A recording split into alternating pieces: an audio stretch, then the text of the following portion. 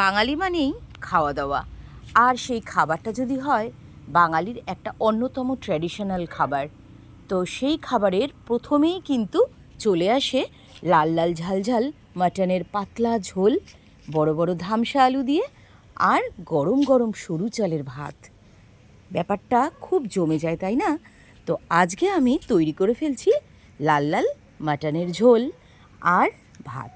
তো প্রথমে মাটনটাকে ধুয়ে নেব, ধুয়ে নিয়ে হলুদ দিয়ে দেবো 2 চামচ মতো, এখানে 600 গ্রাম মতো মাটন আছে।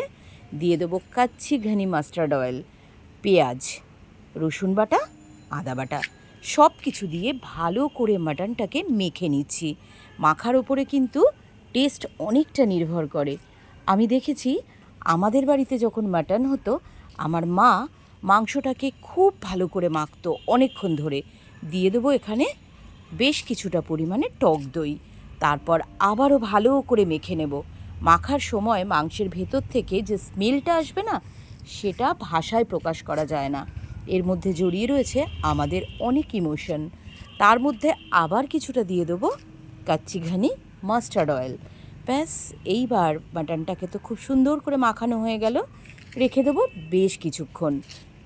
যতক্ষণ রাখা যাবে তত কিন্তু মাটনের টেস্ট বাড়বে আর তাড়াতাড়ি সিদ্ধ হবে। তারপর তো ধামসা আলু বললাম না, আলুর মধ্যে রয়েছে অজস্র ভালোবাসা। মাটনে আলু পড়বে না তা কি কখনো হয়? বড় বড় সাইজের আলু কেটে নিয়ে লাল লাল করে হলুদ দিয়ে, লঙ্কার গুঁড়ো, নুন দিয়ে ভেজে নিয়েছি। এবার আবারও কিছুটা পেঁয়াজ হালকা করে তেলের মধ্যে ভেজে নিচ্ছি। তারপর ওই ম্যারিনেট করে রাখা মাটনটাকে দিয়ে দিচ্ছি কড়াইয়ের মধ্যে। আমি এভাবেই মাটন রান্না করতে ভালোবাসি। তার মধ্যে দিয়ে দেবো কাশ্মীরি রেড চিলি পাউডার। ওটা দিলে মাটনের লাল লাল ঝালঝাল ব্যাপারটা জমে যায়। দিয়ে দিচ্ছি জিরের গুঁড়ো, ধনের গুঁড়ো পরিমাণ মতো। এবার সব কিছু দিয়ে নাড়াচাড়া করে কষাতে থাকবো। দিয়ে দেবো 2খানা মিডিয়াম সাইজের টমেটো।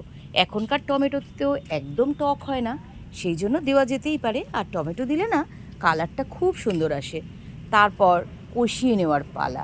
একটা কথা বলতে ভুলেই গেছি, রান্নার সবচেয়ে গুরুত্বপূর্ণ উপাদান হচ্ছে নুন। সেটা পরিমাণ মতো দিয়ে দিতে হবে। একদম প্রথমে আমি এখানে দিয়েছিলাম 1.5 চামচ মতো নুন, পরে টেস্ট করে যদি লাগে আবার দেব। সত্যি বন্ধুরা, যত রকমের বাঙালি ডিশ আছে না, তার মধ্যে মাটন আর সরু চালের গরম গরম ভাত আমার সবচেয়ে প্রিয়।